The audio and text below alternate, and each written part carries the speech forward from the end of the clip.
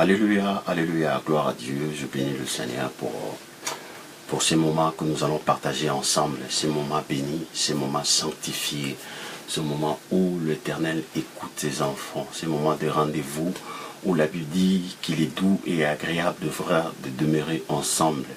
Ensemble, au nom de Jésus, c'est là que Dieu envoie la vie et la bénédiction pour l'éternité. Je suis dans la joie d'être là. Je suis dans la joie de ce que le Seigneur, notre Dieu, notre Créateur, notre Rédempteur, notre guide, notre pourvoyeur, il est toujours là pour nous et c'est formidable d'être des enfants de Dieu. Il nous a délivrés dans le royaume des ténèbres pour nous amener dans le royaume de son Fils bien-aimé, afin que nous puissions être héritiers de Dieu, co-héritiers de Christ. Nous avons notre identité. La Bible dit, nous, au contraire de tout vent contraire, au contraire de l'oppression de ce monde, nous sommes une race élue. C'est par l'élection que le Seigneur a eu un peuple que nous sommes. Nous sommes un sacerdoce royal. Nous sommes au service d'un grand roi pour faire monter le parfum devant le trône éternel de notre Dieu. Nous sommes une nation sainte. Cela veut dire que nous sommes un peuple sanctifié, mis à part, pour que nous puissions servir pour la gloire de Dieu. Et il dit à la fin, nous sommes un peuple acquis. Nous sommes un peuple acquis, non pas par des choses périssables, de l'or ou de l'argent, mais par le sang de Jésus-Christ de Nazareth. Et ça, c'est quelque chose qui, pour nous, l'identité que nous devons présenter. Alléluia. Et lorsque Dieu fait son choix, son regard, et s'est posé sur nous, et son doigt, il nous a pointé du doigt, c'est pour nous amener à la perfection. Alors c'est pour cela, la Bible dit, par une seule offrande, il a amené à la perfection pour toujours ceux qui sont sanctifiés. Que le nom du Seigneur soit béni. Alors, avant de commencer, d'avancer dans notre partage, je vais prier, recommander ce moment entre les mains de notre Seigneur. Père éternel, dans le nom de Jésus, nous venons devant ton trône de grâce pour te bénir. Nous nous approchons avec assurance, car tu nous as demandé de nous approcher avec assurance pour être secourus dans tous nos besoins. Seigneur éternel, merci pour le souffle de vie. Merci pour ta grâce, merci pour ta faveur, merci pour le sang de Jésus, merci pour l'œuvre de la croix. Nous te bénissons, nous te lèverons, merci pour l'œuvre de l'Esprit dans notre vie. Merci pour ce moment, tu nous as donné la force d'être dans ta présence pour chercher ta face, afin d'aspirer, de demander ce que tu nous as promis, à savoir la plénitude du Saint-Esprit. Seigneur, nous te remercions de ce que tu es l'Éternel Dieu qui donne à celui qui demande. C'est pour cela, aujourd'hui, c'est avec assurance que nous nous présentons devant toi, pour te bénir, pour te remercier, pour te louer, pour t'exalter, car tu es l'unique, le véritable Dieu, le Saint d'Israël, le puissant de Jacob, notre Rédempteur. Seigneur, nous voulons, pendant que nous sommes dans ta présence, te demander pardon, car nous avons vu des choses, nous avons fait des choses qui n'ont pas rendu gloire à ton nom. La Bible dit, si tu regardais le souvenir des iniquités, qui pourra subsister? Mais le pardon se trouve auprès de toi, afin qu'on te craigne. Seigneur, la Bible dit, qui connaît ces égarements, pardonne-moi ce que j'ignore. Alors, Seigneur, nous te prions, nous te supplions, nous te demandons de pardonner, Seigneur, ton peuple qui va se connecter pour t'écouter, afin que ce peuple puisse recevoir de ta part la direction pour leur vie, la révélation, Seigneur, une guérison, Seigneur, une restauration, le pardon qui émane de toi. Nous sommes dans ta présence. Tu es le Dieu qui pardonne. Tu es le Dieu qui sanctifie. Tu es le Dieu qui relève ceux qui tombent. Tu es le Dieu qui redresse ceux qui sont courbés. De la poussière, tu retires le pauvre. Du fumier, tu relèves l'indigent pour le faire asseoir avec le grand. Seigneur, nous te faisons confiance ce soir encore. Seigneur, je prie pour que je m'efface complètement, absolument, afin que tu puisses utiliser par ton Saint-Esprit juste ma bouche pour donner ta parole, la nourriture convenable à tes enfants, car l'homme ne va pas de pain seulement, mais de toute parole qui sort de la bouche de Dieu.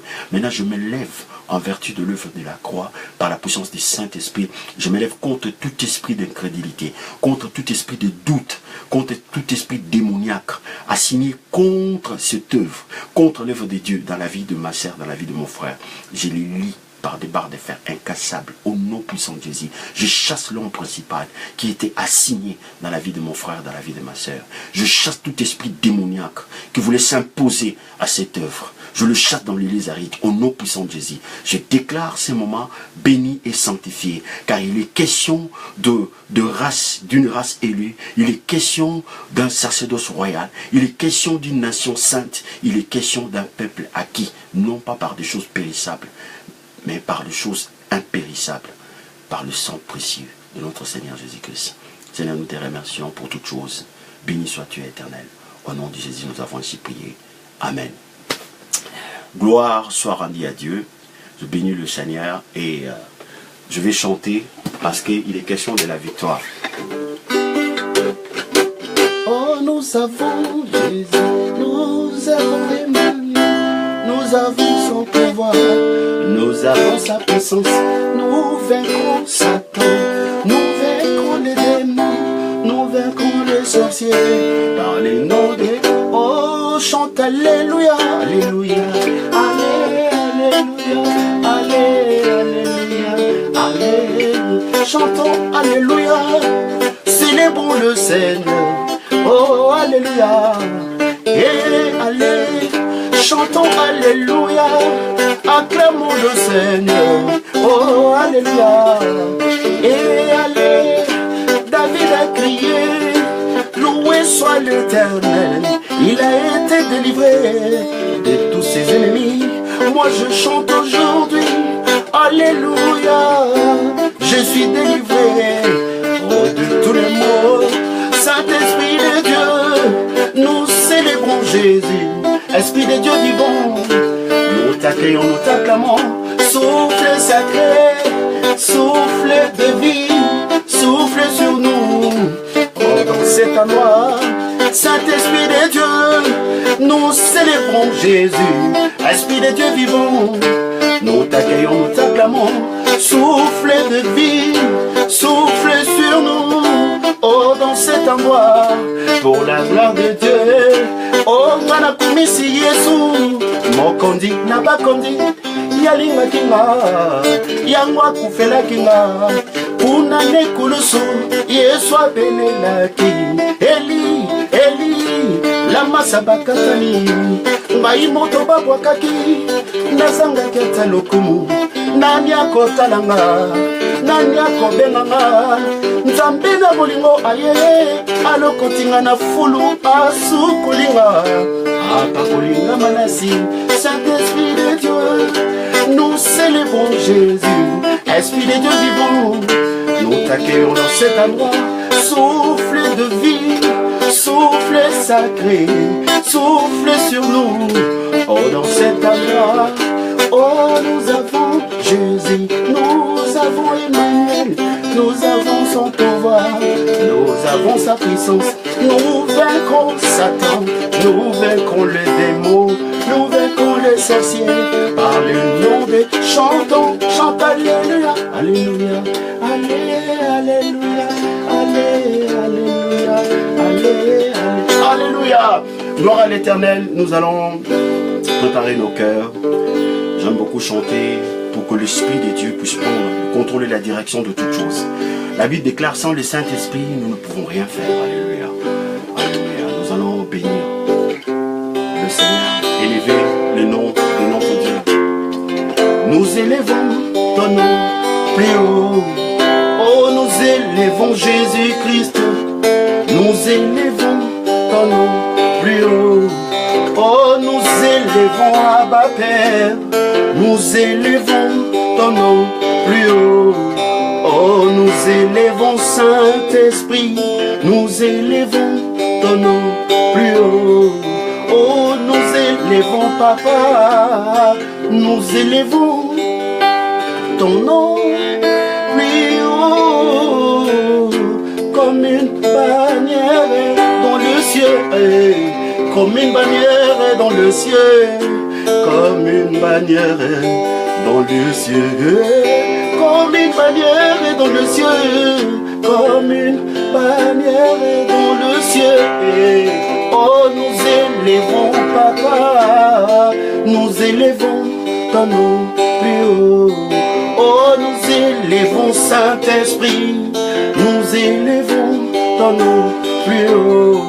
Oh, nous élevons Adonai, nous élevons ton nom plus haut, yeah. Comme une bannière dans le ciel, comme une bannière dans le ciel, comme une bannière dans le ciel, comme une bannière dans le ciel, comme une bannière dans le ciel. Oui, moi, je le verrai, Jésus-Christ, nous élevons ton nom plus haut.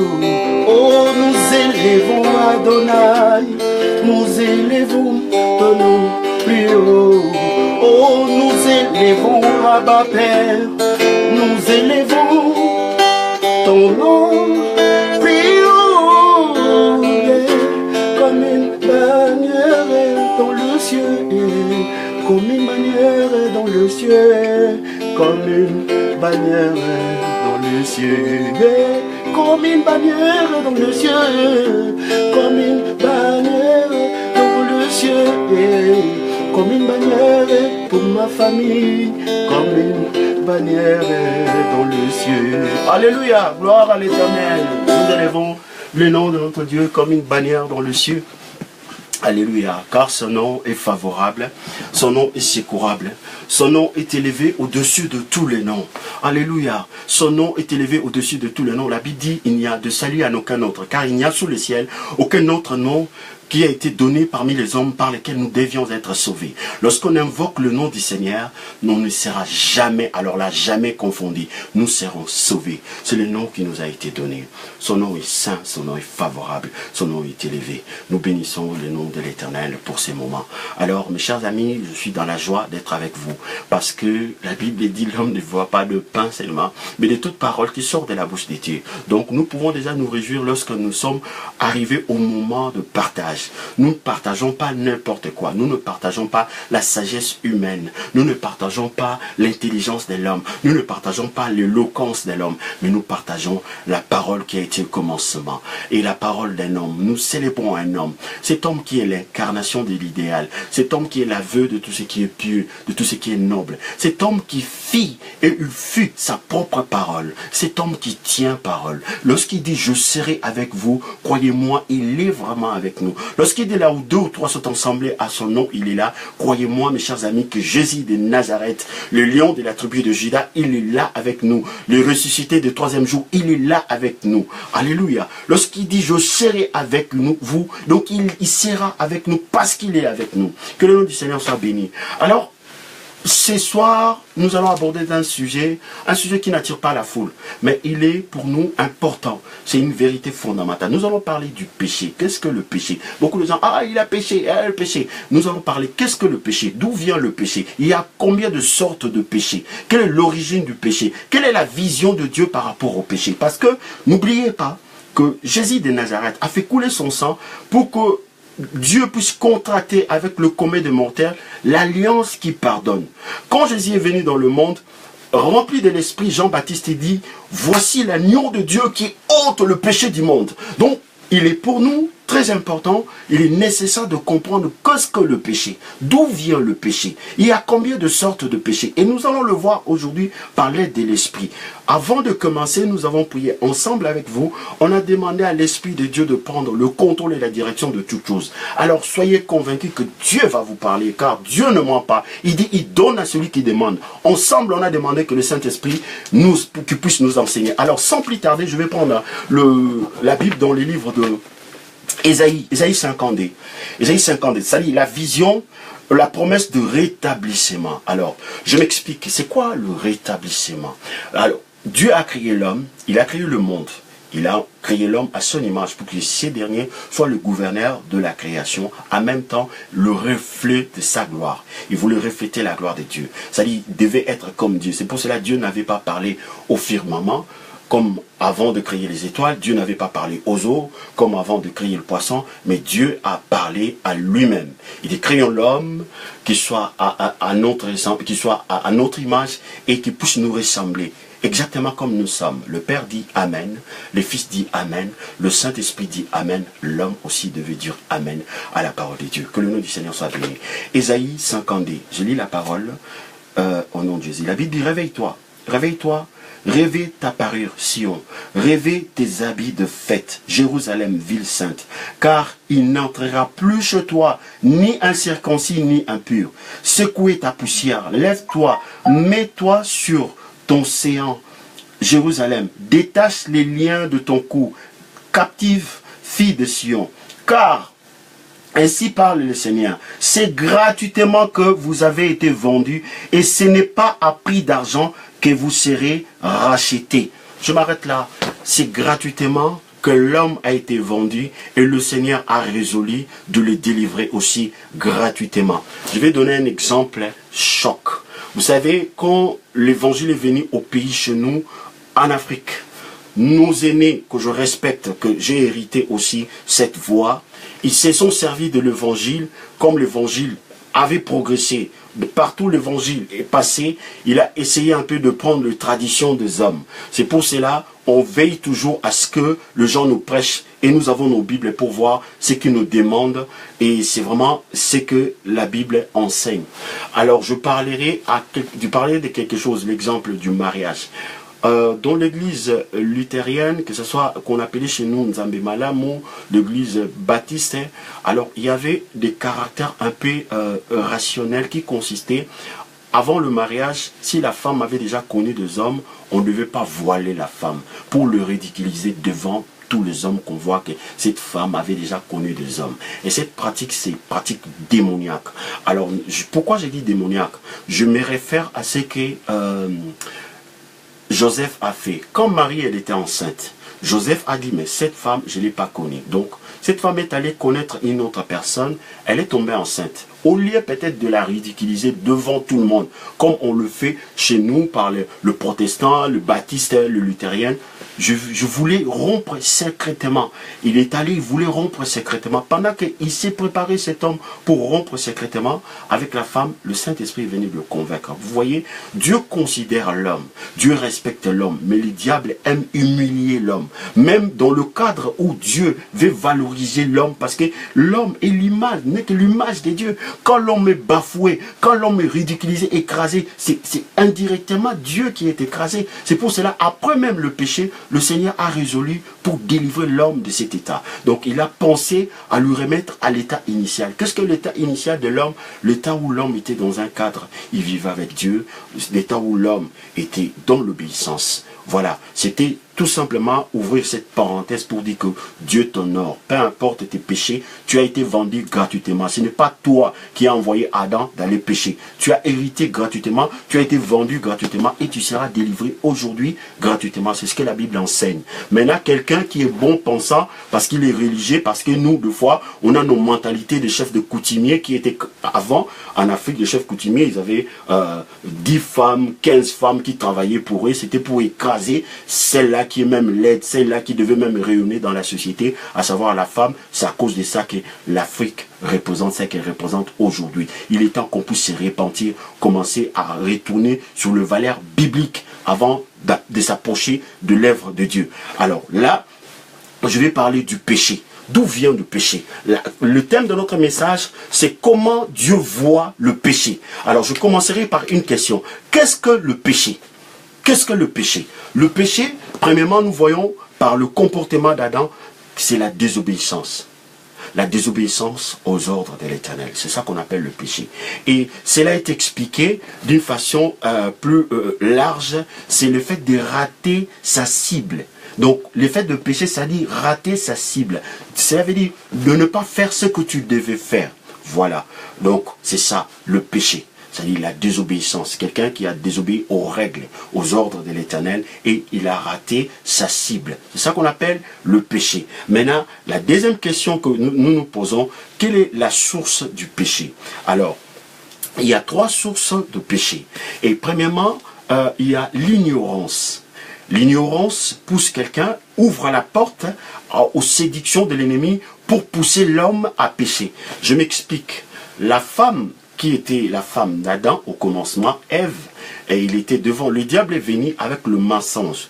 Mais cette femme, je ne sais pas si on l'avait dit, je ne sais pas qu'est-ce qui s'est passé parce que la Bible ne relate pas, alors je ne viendrai pas avec des interprétations qui sortent de nulle part. Nous sommes ici pour partager la Bible, parler de la parole de Dieu. Alors le diable est venu voir la femme, il dit à la femme, si tu touches, tu prends le fruit de l'arbre de connaissance du bien et du mal, tu seras comme Dieu. Et pourtant, pendant que Dieu est en train de créer l'homme, il dit que l'homme devait être à son image, être comme lui, à sa ressemblance. Donc, ils étaient déjà des dieux. Mais cette femme ignorait sa position. Maintenant, comme elle était dans l'ignorance, le diable a profité. Et parce que Dieu ne lui a pas parlé, je ne sais pas si son homme lui a parlé, je ne sais pas ce qui s'est passé, parce que la Bible ne relate pas cet événement. Mais tout ce que nous savons, le diable s'est présenté devant Ève, il dit, si tu prends le fruit de l'arbre de connaissance du bien et du mal, et tu seras comme des dieux. Alors, comme cette femme ignorait sa position d'être comme Dieu, ben, elle a fait quoi? Elle a ouvert la porte au péché, à la désobéissance. Donc, nous allons voir le premier source. La source du péché, premièrement, c'est l'ignorance. Lorsqu'on est ignorant, le diable peut te séduire facilement, peut te faire faire certaines choses qui vont te mettre dans une position du péché. Donc, tu vas rater ta cible. Donc, cette femme a péché, elle a raté sa cible. Pourquoi? Elle était ignorante de sa position et conséquence, qu'est-ce qu'elle a fait? Elle a péché, tout simplement. Alors, deuxième source de péché, c'est la rébellion. Et la rébellion, là, nous voyons la rébellion, c'est quoi? C'est quelqu'un qui a son argent, qui travaille, qui a tout pour acheter à manger. Mais il rentre au carrefour, il veut quand même voler. Malgré qu'il a l'argent, il ne manque de rien. Donc, ces derniers, c'est la rébellion. La rébellion, ce n'est pas qu'on voit quelqu'un, par exemple, qui est dans des addictions, qui est victime de cet esprit d'addiction. On commence à le pousser à dire que non, ce sont des rebelles qui marchent. Non, la rébellion consiste à faire des choses. Quand bien on a la possibilité, on a une femme à la maison, peut-être on a froid. Au lieu de se couvrir avec cette femme-là, dans le même couette, on laisse sa femme pour aller chercher ailleurs. Ça, c'est la rébellion. La rébellion, c'est vraiment la personne, Dieu le met au large. Tu as ton salaire. Il rentre au carrefour, il vole quand même la personne. Elle vole quand même. C'est ça la rébellion. La rébellion, ça dit, on pêche par ignorance, premièrement, j'avais dit, et deuxièmement, par rébellion. Par rébellion, tu as la possibilité de faire des choses, mais tu ne le fais pas exprès. Voilà, tu as la possibilité de faire des choses, mais tu ne le fais pas exprès. Ça, c'est deuxième source de péché. Troisième source, la faiblesse. Quelqu'un qui n'a pas l'argent. Depuis le matin, il ne sait où aller. Il n'a pas de papier. Il n'a rien. Il n'a rien à manger. Il rentre maintenant au carrefour, il vole. Ça, c'est voler par faiblesse. La faiblesse peut pousser quelqu'un à pécher. L'ignorance aussi pousse quelqu'un à pécher. La rébellion pousse quelqu'un à pécher. Maintenant, pourquoi Dieu dit de ne pas juger? Parce que tu ne sondes pas le rein et le cœur pour rentrer dans la vie de ces derniers, pour savoir que cet homme est en train de pécher, ou soit par ignorance, ou soit par rébellion, ou soit par faiblesse. Voilà. Donc, nous péchons. On a vu, je donne l'exemple, il y a eu deux personnes dans la Bible. Il y a Jéroboam. Jéroboam, c'est quelqu'un, après que Roboam, le fils de Salomon, a traité durement les anciens d'Israël, et le Seigneur, par conséquence, le royaume d'Israël était divisé en deux. Il y avait de l'autre côté, au nord, le royaume d'Israël, au sud, le royaume de Juda. Qu'est-ce qui s'est passé? Jéroboam, maintenant, il était dans un endroit où il n'y avait pas le temple de l'Éternel. Et pourtant, le peuple qui était là, c'était le peuple de Dieu qui était habitué à monter au temple. Comme l'autre partie de pays qui était divisé était parti avec le temple, ce gars, il a eu peur de perdre son pouvoir. Tu vois, il a eu peur de perdre son pouvoir. Qu'est-ce qu'il a fait? Il a fabriqué maintenant de hauts lieux, des idoles pour les enfants d'Israël, de peur de perdre son pouvoir. Voyez, un homme qui avait peur de perdre, maintenant il a pris une bonne décision, mais dans la mauvaise direction. Il y a aussi un homme aussi qui a eu peur. C'était, comment ça s'appelle? Jéroboam.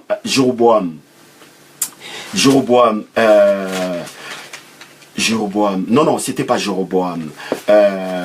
C'était un prophète, un roi, son nom viendra. Un roi, je vais voir dans le livre des Chroniques, parce que j'ai tellement beaucoup de choses à dire. Voilà, Josaphat, excusez-moi. Josaphat, c'est roi. Lui, par contre, hein, on est venu lui informer que tout le roi de contrées qui l'entouraient se sont réunis pour lui faire la guerre.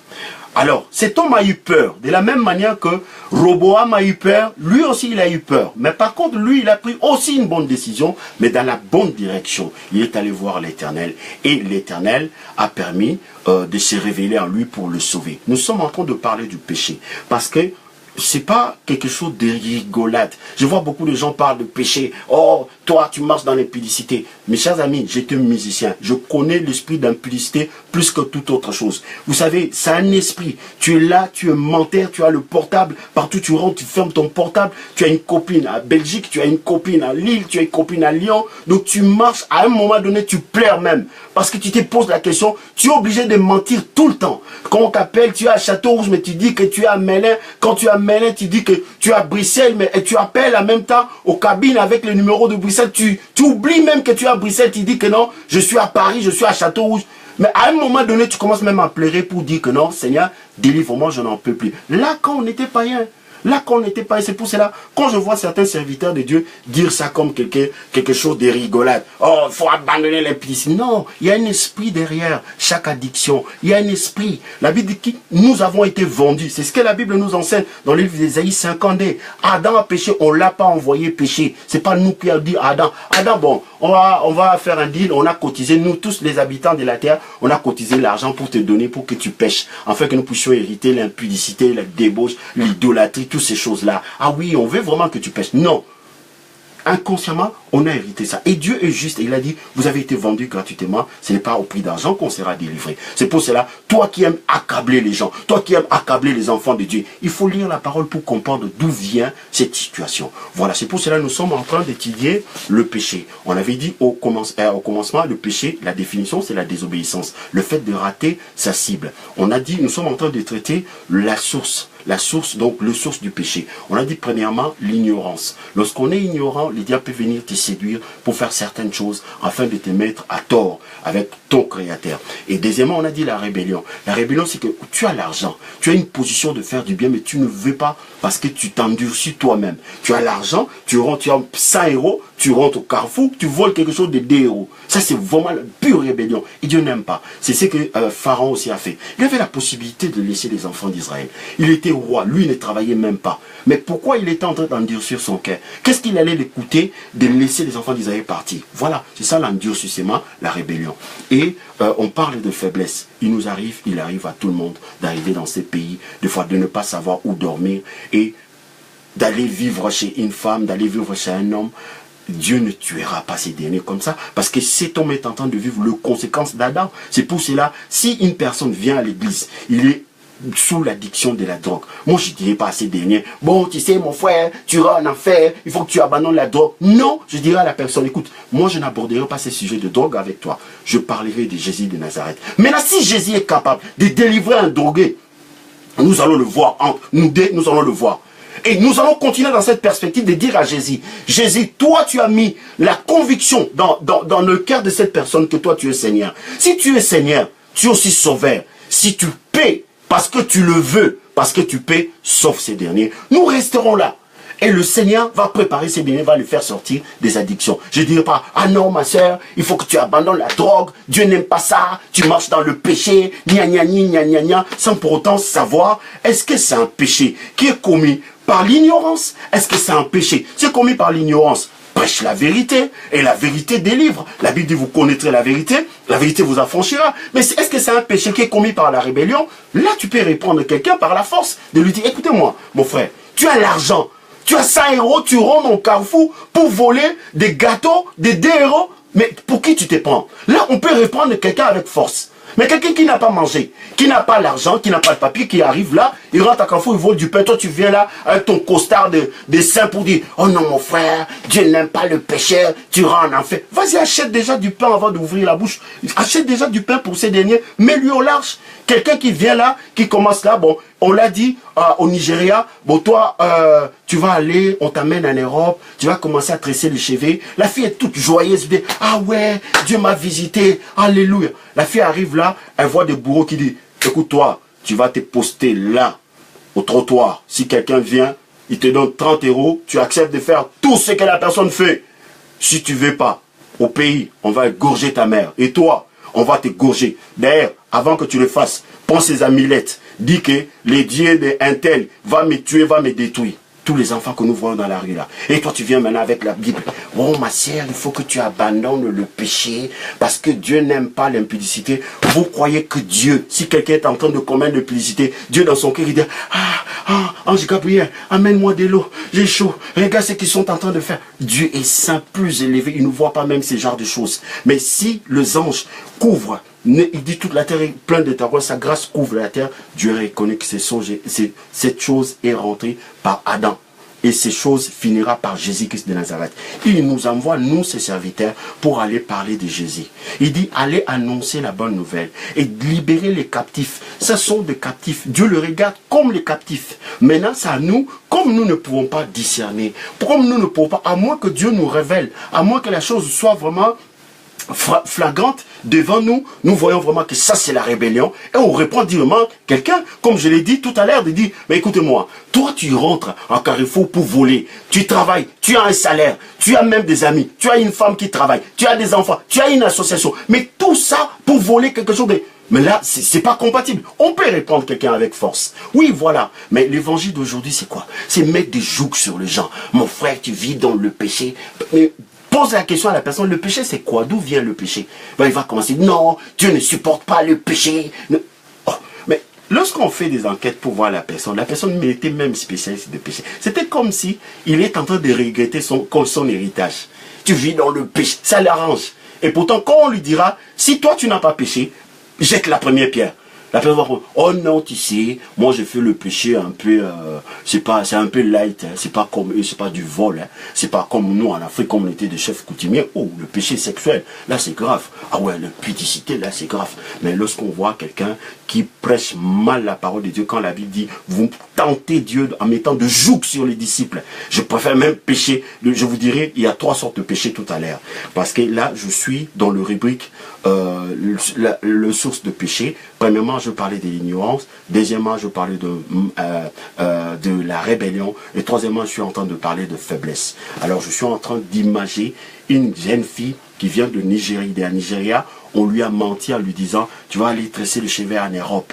Quand elle arrive, elle voit le bourreau devant lui. On dit, tiens-toi là et tu vas te prostituer.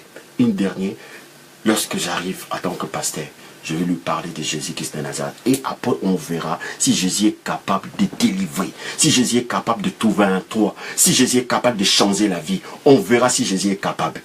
Je prêche Jésus, il ne faut pas prêcher les gens. Il ne faut pas prêcher les circonstances. Tu arrives déjà, tu n'as pas une maison pour proposer. Tu n'as pas l'argent pour rendre à ces bourreaux.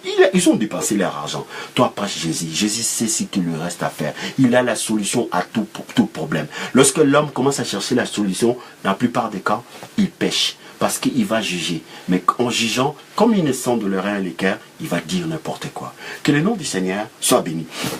Alors, et maintenant, il y a 3 sortes de péchés. 3 sortes de péchés.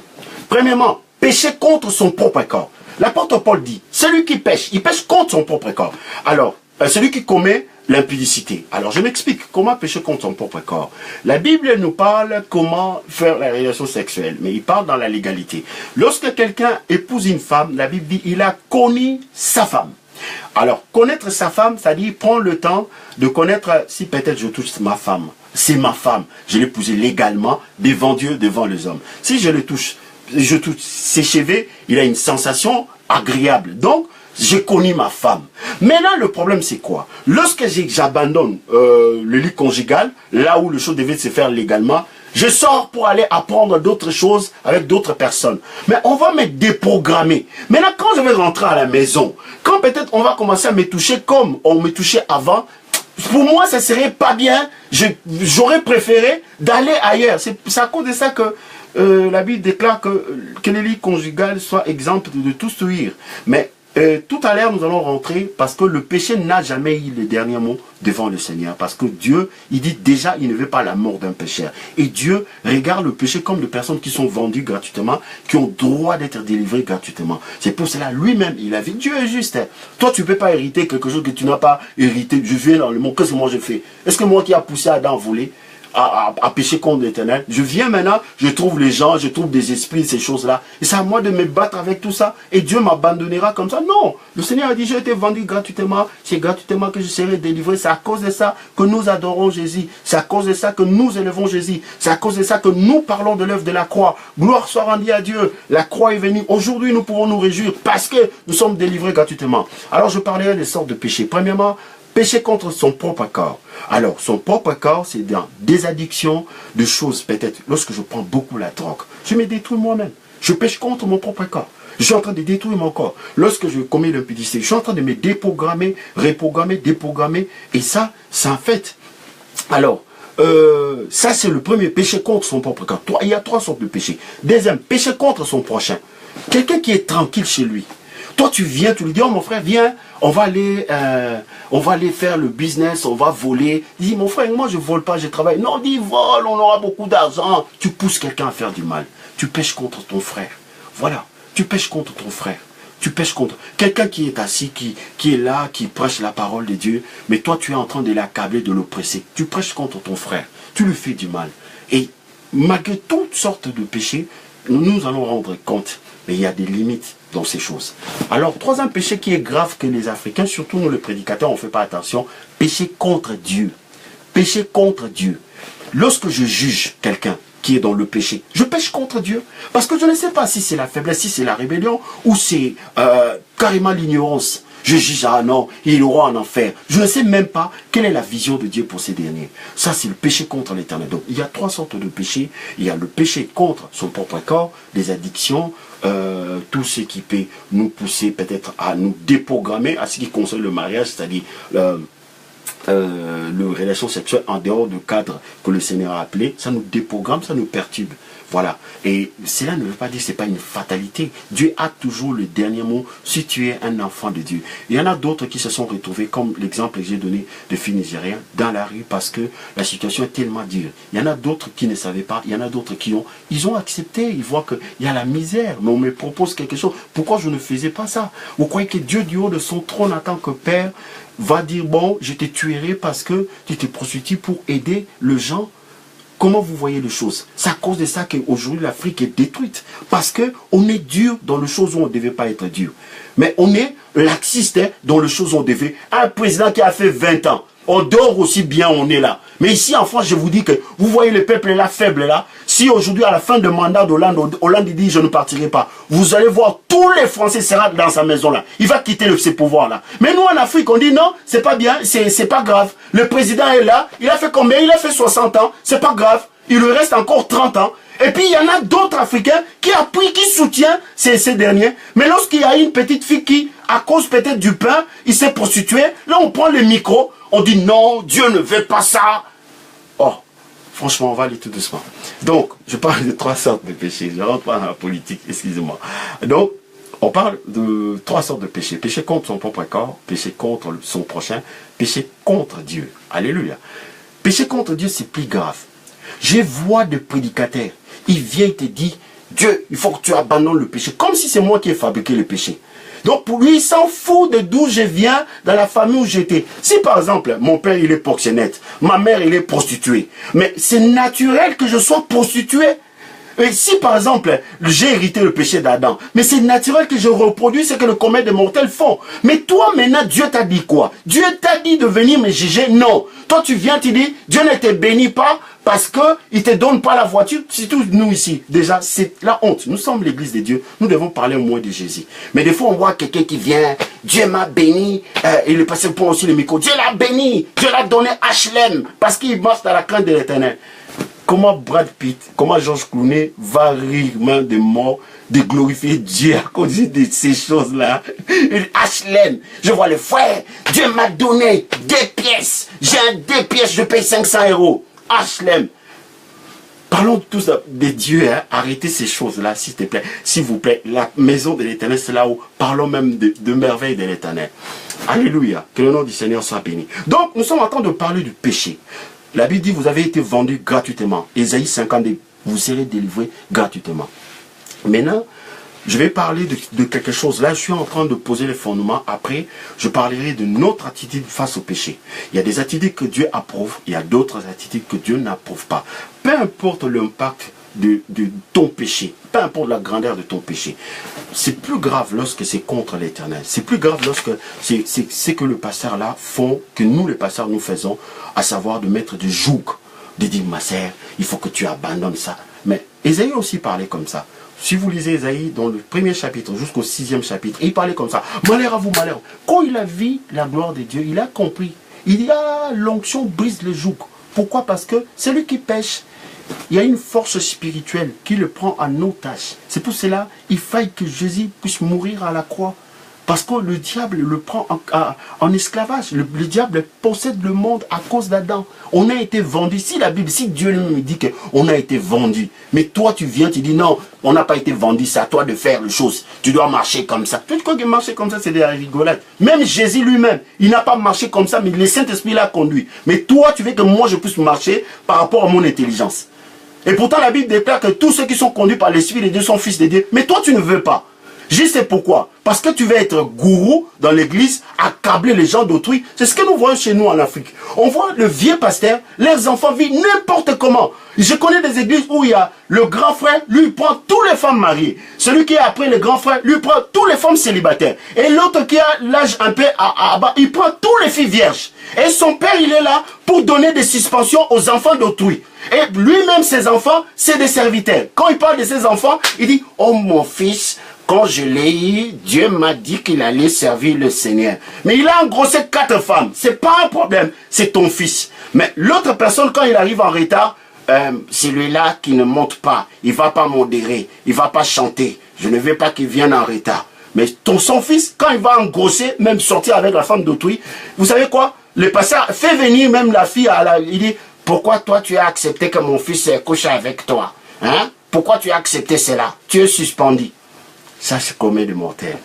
Si c'était moi aussi, j'allais me comporter comme ça parce que je suis homme. C'est pour cela, vous, nous qui suivez, priez pour nous pour que nous parlons seulement ce que Dieu nous a dit. Nous nous comportons seulement selon la parole. C'est pour cela, ne jugez point. Quand on vous dit ne jugez point, il ne faut pas juger parce que vous n'êtes pas Dieu. Que le nom du Seigneur soit béni. Mes chers amis, nous parlons du péché. Nous parlons d'un sujet aujourd'hui. Je vois un pasteur chez nous qui parle. Abandonnez l'impudicité. Quand je les regarde, j'ai pitié de lui. Je dis, mais toi, tu as connu l'impudicité. Tu sais l'impudicité. C'est un esprit. Tu as vécu l'impudicité, toi, dans ta vie. Tu as déjà pleuré pour le péché. Tu ne connais pas. Tu abordes un sujet que tu n'as pas maîtrisé.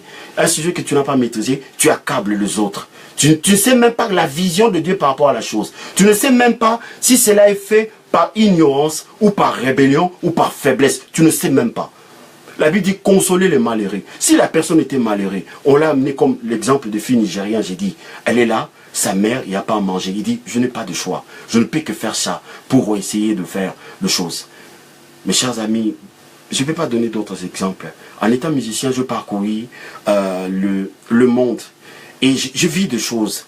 J'étais un jour à Pont-Noir, que les mamans m'excusent, l'exemple que c'est pas pour me faire un nom, mais c'est pour vous montrer que Dieu nous attend à la miséricorde.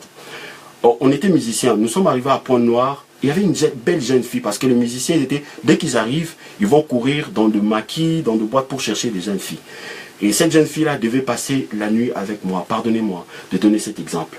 Maintenant, avant de dormir, elle prend sa foulard, elle met sa foulard, elle commence à prier. Quand elle a prié après, comme moi, j'ai commencé ma guitare à l'église, j'ai eu honte. Je lui ai posé la question, je lui ai dit, pourquoi tu pries, t'es chrétien? Il dit oui. Je dis, mais pourquoi tu t'es prostitué? Il dit, je suis ici parce qu'il y avait un monsieur, ma mère en Europe lui a donné l'argent pour m'amener aussi en Europe. Et on a traversé à Pont-Noir, il nous a abandonnés ici. On n'a pas à manger. Mon portable aussi est disparu. J'ai perdu tous mes numéros de membres de ma famille. Tout ce que je peux faire pour vivre, pour dormir, c'est la prostitution. Mais je suis une jeune sœur chrétienne. J'ai dit à la sœur, j'ai dit, dors là-bas, hein. j'étais pris pour essayer de me distraire. Mais ce que je vis là, ça ne peut que me pousser à pleurer. Et depuis ces jours-là, le Seigneur m'a appris quelque chose. Dieu m'a appris quelque chose. J'ai un ami qui est prophète. Aussi, il était en Côte d'Ivoire. Bah, cet ami-là, toute sa famille était ici, sa mère, son père et tout le monde. Mais lui, on l'a laissé parce qu'il ne voulait pas finir ses études. Vous connaissez les parents qui ont étudié, voulaient par l'honneur, par la gloire, de dire à leurs membres de famille, leurs enfants de finir des études. Mais lui, il n'était pas fort de ces domaines-là. Il demandait à sa mère, il dit, mais envoie-moi en Europe, je vais aller étudier. Sa mère, il dit, prends ton bac, après tu viendras. Après, à un moment donné, il dit, bon, c'est pas grave, restez avec vos billets là-bas, moi je vais faire ma vie. Cet ami-là a quitté la Côte d'Ivoire, il est parti au Nigeria. Arrivé au Nigeria, il dit, ah, ça ne sert à rien même, parce qu'il était serviteur de Dieu. Il dit, bon, je vais commencer à vivre comme tout le monde. Il a commencé à faire de petits business, il a trouvé une fille qui était aussi prostituée, ils vivaient ensemble dans une même maison. Il a caché même son identité en tant que serviteur de Dieu. Alors, qu'est-ce qui s'est passé? Un jour, il était sérieusement malade, il a failli mourir. Et quand maintenant sa copine est revenue de la prostitution, elle a mis sa foulard à prier, lui a imposé les mains. Et l'homme était guéri sur place. Après, quand il a retrouvé sa santé, il a commencé à pleurer. Il dit, mais toi tu reviens de la prostitution. Mais comment est-ce que tu m'as posé les mains et je suis guéri? Dieu est au-dessus de toute condamnation. Le Seigneur nous attend à la miséricorde. Dieu nous attend à la délivrance. Dieu nous attend là où Jésus a accompli, dans cet échange divin. Dieu ne nous attend pas les uns les autres dans des accusations. Tu vois ton frère, ta sœur, donc tu ne connais pas sa vie. Tu ne connais pas comment la personne s'est retrouvée là. Tu ne connais pas si c'est un serviteur de Dieu. Le Seigneur est en train de nous faire passer dans des épreuves. Vous ne savez pas. Je ne suis pas en train de vous pousser à faire le mal pour vous justifier. Non, je suis juste ici, avant de commencer ces textes, j'ai dit que Dieu a dit, vous avez été vendus gratuitement, vous serez délivrés gratuitement. Donc si Dieu sait qu'on a été vendu, en étant vendu, on a hérité de choses pas nobles. On sera aussi délivré pour hériter de choses nobles de par Jésus-Christ. On a hérité d'Adam, la désobéissance, le péché et toutes les conséquences qui en découlent. Nous allons hériter de Jésus, le fruit de l'Esprit, le don de l'Esprit, d'où l'importance de notre programme revêtu de la puissance d'en haut, rempli du Saint-Esprit. Alléluia, gloire à Dieu. Alors, nous avons vu qu'est-ce que le péché, on a dit c'est la désobéissance, c'est le fait de rater sa cible. Nous avons dit le source du péché, on a dit on pêche des fois par ignorance, qui ouvre la porte aux séductions de l'ennemi. On a eu l'exemple de Ève et on a vu que on pêche par rébellion, on a l'argent, mais on vole quand même au carrefour, ça c'est pas bon. On a vu par faiblesse, on n'a pas d'argent, on n'a pas de papier, on n'a rien du tout. Tout ce qu'on peut faire, c'est désobéir. Je n'encourage pas cela, mais je ne juge pas non plus. Mais je prie seulement pour que ces derniers soient dans une position qui ne pourra pas lui permettre de désobéir. Voilà. Parce que lorsqu'on est dans d'autres positions, on ne peut que faire ce que nous pouvons. Lorsqu'on n'a pas la solution. Je ne suis pas en train d'approuver quoi que ce soit ici. Je suis en train tout simplement de présenter la chose de manière à ce que les enfants de Dieu soient miséricordieux. Parce qu'il y a un fait. Jésus est venu à la croix pour que tout le pécheur puisse hériter de lui la bonne conduite et de bonnes choses. Que le nom du Seigneur soit béni. Soyons clairs. Alors j'ai dit qu'il y a trois sortes de péchés. Péché contre son propre corps. Les addictions, tout ce qui est la débauche contre son propre corps. Péché contre son prochain. Pousser son prochain, calomnier le prochain, faire du mal à son prochain, voler son prochain. Péché contre Dieu. Ça, les gens, ils sont spécialistes. Vous savez, même quand on dit, bon, le Seigneur il dit, ne touchez pas à mes oins. Mais les gens, quand ils veulent critiquer, ils disent quoi? Bon, tu sais, Dieu a dit, il ne faut pas toucher à ses serviteurs, mais quand même, on doit quand même parler. Donc on doit quand même pécher, quoi. C'est-à-dire, on s'arrange pour se préparer. Dieu a dit, il ne faut pas toucher à ses serviteurs, mais il faut quand même parler. Trop, c'est trop. Jamais, j'ai vu quelqu'un qui s'est présenté comme ça sur Facebook, qui dit, en tout cas, trop c'est trop, il y a beaucoup de films pornographies, trop c'est trop, moi je me révolte. Non, ça c'est pas un problème. Ça c'est pas un problème. Donc, j'ai jamais vu quelqu'un dire, trop c'est trop, les politiciens nous mentent. Non, c'est pas un problème. Il a volé, il a acheté des costumes à 50 000 €. C'est pas un problème. Quand on dit, bon, on va les soutenir. Allez, tout le monde au Trocadéro. Hey, nous voulons un président qui nous vole. Oui, nous voulons. Quand on dit, voilà, ça c'est le monde. C'est pour cela, j'aime bien être avec les enfants de Dieu. Ils ont une autre vision de ce monde. C'est pour cela, Dieu compte sur ses enfants. Parce que ces enfants sont des gens qui intercèdent, qui réfléchissent selon la parole et conduits par le Saint-Esprit. Que le nom du Seigneur soit béni. Alors, maintenant soyons sérieux. La vision de Dieu pour le péché, c'est quoi? Dieu, premièrement, il condamne le péché. Deuxièmement, il délivre du péché. Il dit, la postérité de la femme écrasera la tête du serpent. Donc, quand Dieu traite le péché, il ne le traite pas comme nous. Quand Dieu traite le péché, il dit, c'est du dédain de la personne que la débauche, les ivrogneries, tout le mal sort. Mais moi, quelqu'un qui voulait se faire passer pour un saint, je lui ai posé la question. Quand Jésus dit, j'étais en prison, vous n'êtes pas venu me voir. Il était qui en prison? Il était gardien ou il était directeur de prison? Il faisait allusion à quoi? Quand Jésus dit, j'étais en prison, vous n'êtes pas venu me... Bon, lorsqu'on dit en prison, il y a qui? Il y a de voleurs, de violeurs, de meurtriers. Pourquoi Jésus va s'identifier à ces gens-là? Parce que le commun des mortels, dans son cœur, il y a tout ce que les gens-là, les prisonniers, ont fait. Mais cependant, eux, ils ont passé à l'acte, ils sont devenus les victimes de cette société. Il y a l'injustice. Donc, le Seigneur se met à côté des opprimés. Il dit, j'étais en prison. Bon, quand Jésus dit, j'étais en prison, vous n'êtes pas venu me voir. Il était qui? Gardien?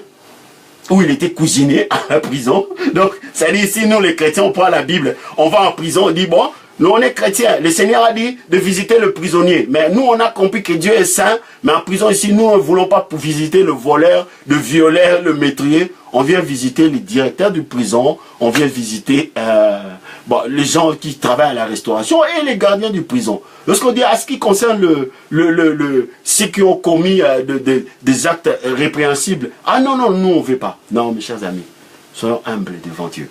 On a été vendu gratuitement. On sera délivré gratuitement. Voyez, il faut avoir cette vision que Dieu a.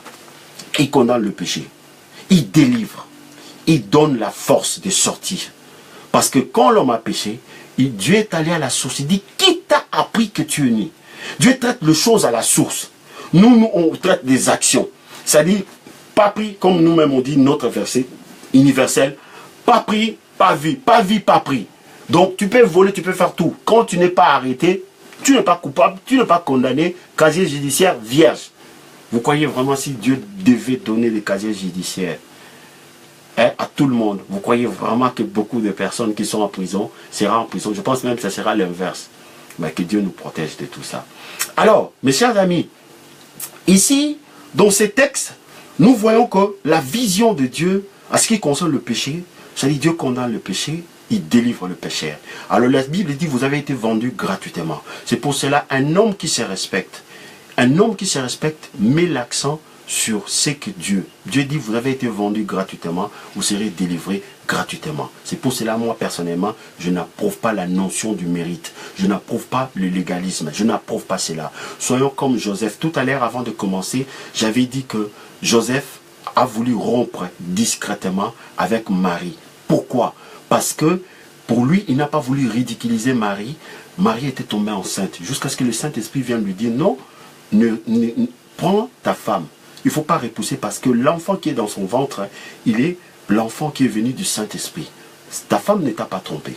Mais par contre, vous verrez qu'une organisation de Dieu, une église ou pentecôtiste de l'Afrique, on dit, bon, comme la femme connaît les hommes, elle va rentrer dans l'église, elle ne sera pas voilée. Comme ça, même les enfants sauront qu'elle a connu des hommes avant le mariage. Mais au nom de quoi vous ridiculisez les gens comme ça? C'est à cause de ça que l'Afrique se représente ce que l'Afrique est aujourd'hui. Parce que les gens se sont beaucoup mécomportés vis-à-vis de leurs prochains. De choses où, là où ils devaient mettre l'accent, ils ne mettent pas l'accent. Le choses où ils devaient avoir la miséricorde, avoir l'intercession, ils ne le font pas. Bon, nous ne sommes pas là pour juger, mais nous sommes pas là pour comprendre la vision de Dieu à ce qui concerne le péché. Mes chers amis, dans l'univers de Dieu, le péché n'a pas les derniers mots. Dieu ne veut pas la mort d'un pécheur, à moins que ces derniers ne puissent pas être des dieux, à moins que ces derniers renoncent à la main tendue de Dieu. Parce que je lirai le verset qu'on a commencé, que Dieu nous a donné au commencement de notre partage dans le livre d'Ésaïe. Ésaïe dit quoi? Ésaïe 50D. Ésaïe 50D, au verset 3, il dit, car ainsi parle l'Éternel, c'est gratuitement que vous avez été vendus, et ce n'est pas à prix d'argent que vous serez rachetés. Voilà la vision de Dieu. Dieu comprend que l'humanité a été vendue par la désobéissance d'Adam. C'est pour cela que je parle de Jésus. Je ne rentre pas dans la notion du mérite. Parce que Dieu, quand il nous parle spirituellement, il travaille avec notre esprit. Je vais vous donner l'exemple. Il y avait la femme, la veuve de Sarepta. Et cette femme, l'homme de Dieu, Dieu a dit à son prophète, j'ai ordonné à cette femme de te nourrir. Maintenant, quand l'homme de Dieu s'est présenté devant la femme, elle était ignorante. Elle ne savait pas. Elle dit, mais Dieu ne peut pas faire une chose pareille, parce que tout ce qui me reste à manger, ça, je vais mourir. Donc, mais l'homme de Dieu lui a dit, moi d'abord, donne-moi. Pourquoi cette femme-là n'était pas informée? Parce que Dieu, est-ce que Dieu a menti qu'il a ordonné à cette femme? Non, Dieu a parlé à son esprit. Il y a deux fois, quand Dieu traite, il traite à notre esprit. Alors c'est pour cela, nous disons que dans l'adoration, l'homme n'existait pas. L'intelligence de l'homme, il met ça devant Dieu. La connaissance de l'homme, la sainteté de l'homme devant Dieu. On dépend de l'éternel. C'est pour cela que Dieu cherche des adorateurs. Un adorateur, c'est un homme mort, qui n'a pas d'ambition, qui n'a pas de jugement. Tout ce qu'il a, c'est Dieu devant lui. Malgré tout, il a sa démonstration de la foi, il a ses bonnes œuvres, il a sa foi aussi, mais quand il arrive devant le Seigneur, en tout cas, il se pose, il tombe face contre terre, et Dieu, et Dieu, et Dieu, et Dieu, tout simplement. Mes chers amis, nous sommes arrivés à la fin de notre partage. Nous venons de partager sur le péché. Au début, nous avons parlé de qu'est-ce que le péché. On a dit que c'était la désobéissance, c'était le fait de rater sa cible. On a dit le source du péché, c'est l'ignorance qui ouvre la porte à la séduction de l'ennemi, c'est la rébellion, c'est la faiblesse. On a essayé de voir toutes ces choses-là. Et on a parlé qu'il y a trois sortes de péchés. Péché contre son propre corps, contre son prochain et contre Dieu. Et beaucoup de gens pêchent contre Dieu. Pêche contre Dieu sans s'en rendre compte, parce que, bon, comme on dit, pas vu, pas pris. Donc ça, on va en parler. Et on a dit quelle est la vision de Dieu par rapport au péché. La vision de Dieu, c'est dans les livres de Ésaïe 52, verset 3, on dit que vous avez été vendus gratuitement, vous serez délivrés gratuitement. Parce que Dieu est juste. Je ne peux pas hériter de par Adam le péché et les conséquences qui en découlent, et que Dieu puisse me juger comme ça, parce que Dieu est juste. Mais maintenant, je serai jugé quand? Lorsque Dieu me montre Christ, il dit, bon, Isaac, tu as été vendu. Tout ce que tu produis, c'est la conséquence de ce que Adam a fait. Maintenant, moi, l'Éternel, je te propose Christ et l'œuvre de la croix. J'ai dit maintenant, tu es une race élue. Tu es un sacerdoce royal. Tu es une nation sainte. Tu es un peuple acquis pour annoncer le vertu de celui qui vous a appelé des ténèbres à son admirable lumière. Voyez-vous, c'est là où, si moi maintenant je renonce à l'œuvre de la croix, j'ai dit Seigneur, moi-même je vais me battre avec mon comportement, je vais me battre avec la vie. Là, c'est ma responsabilité.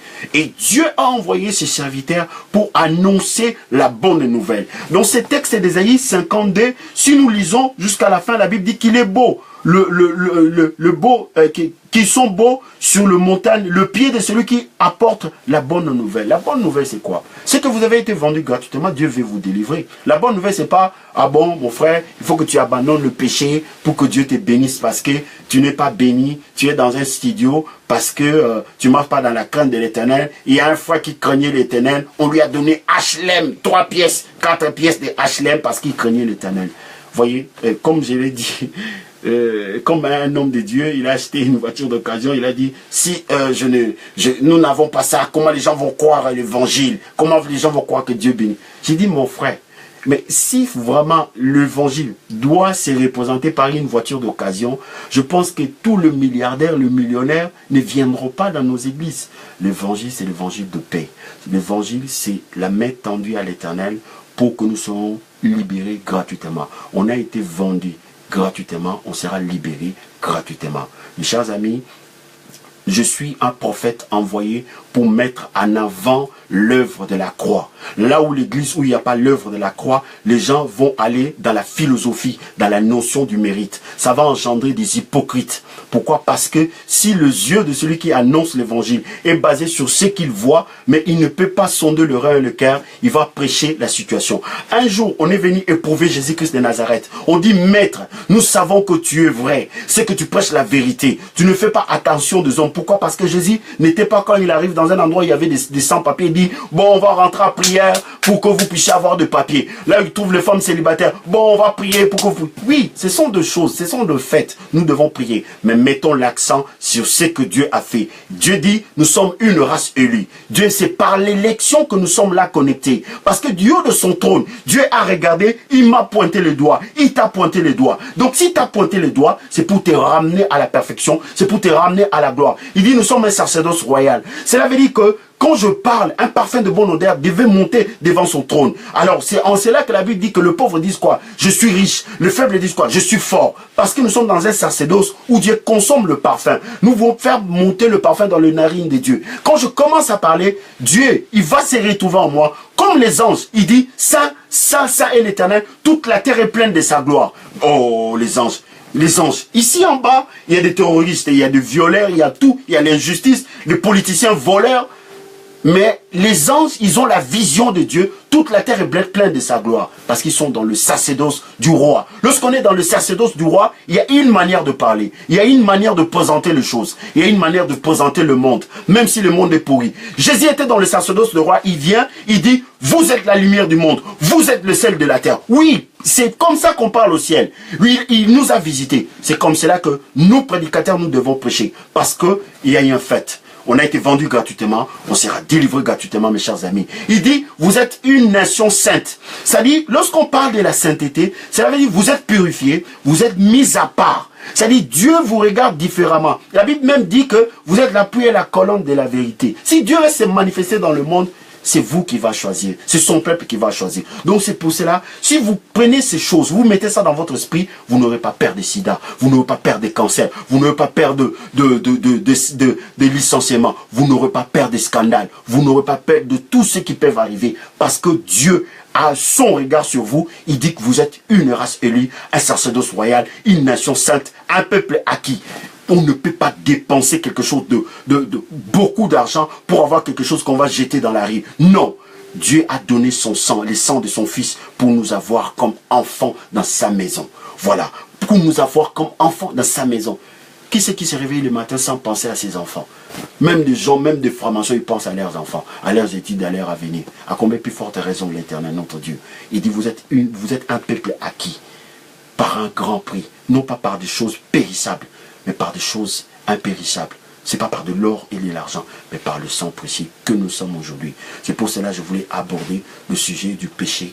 On a été vendu gratuitement, on a hérité des péchés. Et nous voulons hériter le salut par Jésus-Christ. Mes chers amis, il faut que Jésus soit au centre de tes prières. C'est lui qui a été annoncé pour toi. Il est né pour toi. Il a vécu pour toi. Jésus a enseigné pour toi. Il est allé à la croix, il a agonisé pour toi. Il n'a pas voulu faire valoir son rang de Dieu pour toi. Pilate même l'a poussé de se défendre. Il n'a pas voulu se défendre parce qu'il se mettait à ta place. De la même manière, tu as hérité la désobéissance, mais son obéissance aussi, il a voulu que tu puisses l'hériter. Il est allé à la croix, il a agonisé, compté parmi les malfaiteurs pour toi. Et Jésus a rendu son âme. Il a prié, Élie, Élie. Élie n'a pas écouté. La lumière n'a pas voulu le voir. Élie n'a pas écouté. Pour qu'aujourd'hui, qu'Élie nous écoute. Lorsque tu diras Élie, Élie, Élie va t'écouter. Et Jésus a été enseveli. Il a été enseveli pendant 3 jours. Et après 3 jours, il est ressuscité d'entre les morts. Il a visité ses chers disciples. Il leur a dit, attendez jusqu'à ce que je puisse m'en aller vers le Père pour vous envoyer le Saint-Esprit. C'est l'Esprit de Dieu qui va vous conduire dans toutes choses. Et le Seigneur ne nous a pas délivrés pour nous laisser au bord du chemin pour dire, si tu fais ça, tu vas faire. Le verbe est faire, oui. Le faire que nous devons faire aujourd'hui, c'est de croire en Jésus-Christ. C'est lui qui produit en nous le vouloir et le faire selon son bon plaisir. Quelqu'un qui tombe dans des addictions, quelqu'un qui prend la drogue, si Dieu n'a pas encore produit le vouloir et le faire dans son corps, même si on l'insulte, même si on le frappe, même si on le tue, la personne restera à tant que telle. On va même regretter pourquoi on l'a tué. Mais quand Dieu délivrera cette personne, vous pouvez l'amener même des cantines de drogue. Mais il vous dira, non, je regarde ça comme de la boue. Ça, c'est le travail de Dieu. Dieu n'a pas dit, bon, le Saint-Esprit survenant sur vous, vous allez faire. Il dit, vous serez mes témoins. Ça dit, moi-même, Dieu, je vais continuer à délivrer, à guérir. Et vous, vous serez seulement des instruments et vous allez m'accompagner. La Bible dit quoi? Les disciples s'en allèrent prêcher la parole. le Seigneur confirmait sa parole par des signes, des prodiges et des miracles. Donc, ce soir, moi, je ne fais que parler. Et tout à l'heure, je vais prier pour vous. Et Dieu va faire le miracle. Dieu va vous guérir. Dieu va vous délivrer. Dieu va enlever la culpabilité. Alors, la chose que je voulais dire à la fin, Judas a péché. Pierre aussi a péché. Le fait de se culpabiliser, c'est de faire de l'œuvre de la croix nul non avenu. Il y a beaucoup de gens qui veulent conserver la bonté de Dieu, limiter la bonté de Dieu. Dieu a dit lui-même, si ton frère a péché contre toi, 77 fois, 7 fois, il revient en te disant, j'ai péché, tu le pardonneras. Maintenant, vous croyez vraiment que Dieu va dire aux hommes, que vous allez, comment ça s'appelle, vous allez pardonner si quelqu'un vient 77 fois 7 et à ce qui vous concerne, il dit, bon, je t'ai pardonné, cette fois-ci, si tu fais encore, je vais te tuer. Ce ne sera pas un Dieu. Dieu nous demande ce que lui-même il fait. C'est pour ça que Jésus a dit, soyez parfaits comme votre Père Céleste. S'il nous révèle, Dieu peut pardonner 77. Dieu ne se lasse pas de pardonner. Mais pourquoi toi, serviteur de Dieu, tu vas avoir le mot, tu vas être gris parce que quelqu'un, il vole aujourd'hui, il vole demain, pour dire, ah, moi, je suis fatigué. Oui, c'est normal que tu sois fatigué parce que tu n'es pas Dieu. Si tu n'es pas Dieu, tu seras fatigué. Donc maintenant, toi, laisse-toi entre les mains de Dieu. Lui ne sera pas fatigué. Lui ne se lasse pas de pardonner. Lui continuera de pardonner. Il continuera de délivrer. Il continuera de guérir. Bénissons le Seigneur parce que Dieu n'a pas la même vision du péché comme nous avons. Je suis pasteur. J'ai travaillé dans une église où un jour, j'ai chassé une fille. Chaque fois, il y avait un homme qui venait à l'église. Elle sortait. J'ai chassé. Je dis, je ne vais plus te voir. Je suis retourné à la maison. Je priais comme ça. Dieu me dit, va le supplier pour qu'il rentre à l'église. Oh. J'ai dit, mais ça, Dieu dit, tu vas aller le supplier. Maintenant, pour aller sonner là, c'était un problème. J'ai dû aller sonner la nuit même pour demander pardon. Vous savez, vous venez de chasser quelqu'un. Pour le supplier maintenant, de le convaincre pour retourner à l'église. C'est un problème. C'est là où j'ai dit, j'ai compris ce que le Seigneur a dit. Allez apprenez que ce que j'aime la miséricorde.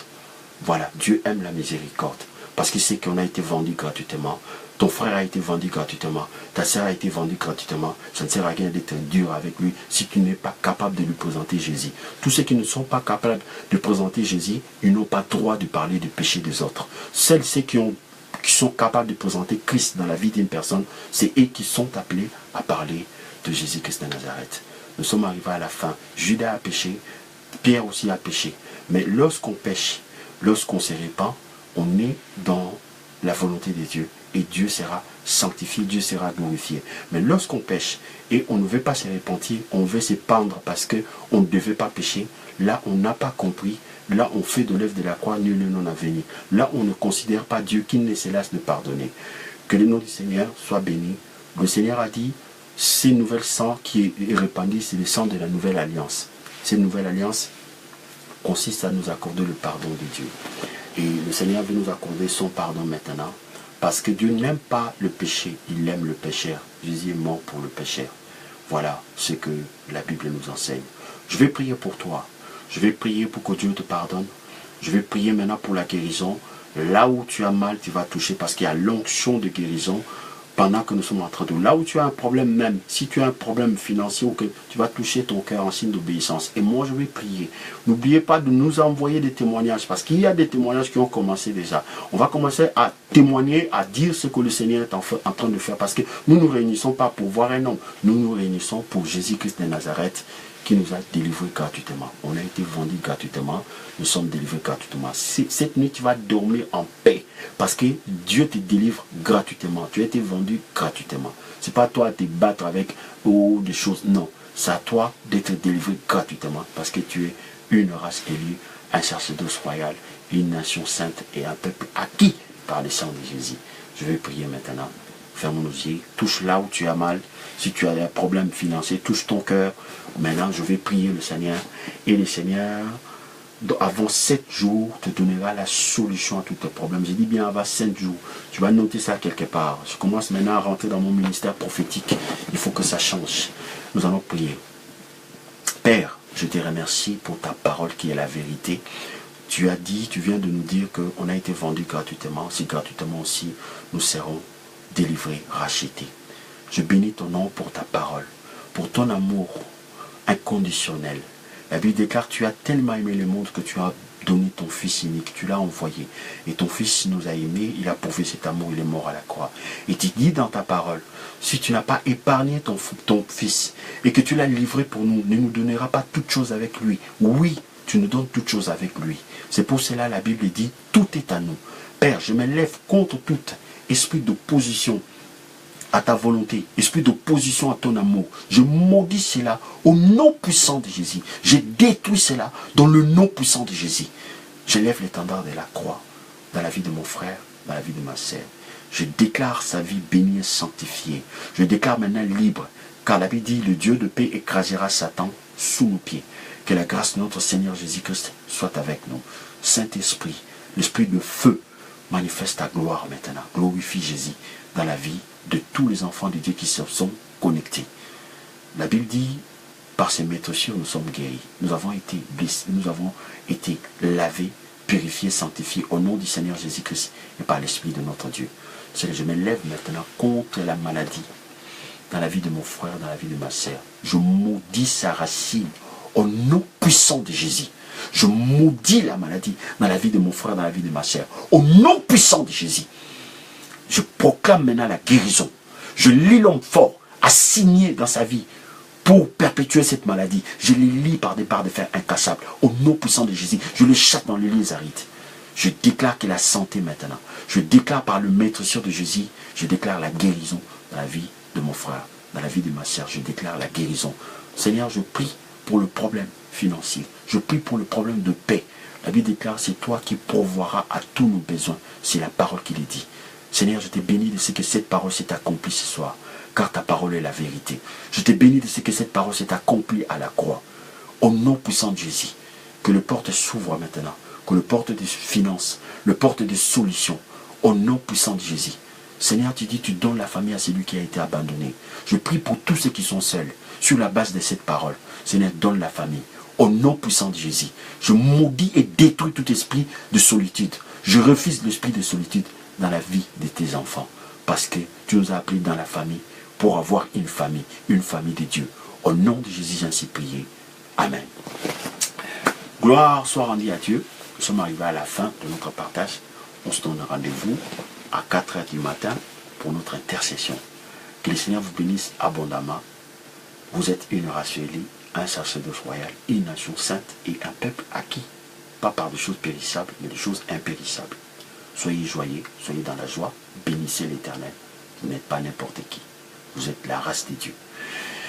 On se donne rendez-vous à 4 h jusqu'à 5 h. Que le Seigneur vous accorde un sommeil doux et réparateur. La Bible dit, il donne à ses bien-aimés pendant leur sommeil. Donc prépare-toi à bien dormir parce que Dieu te donnera une vision, une directive, une direction.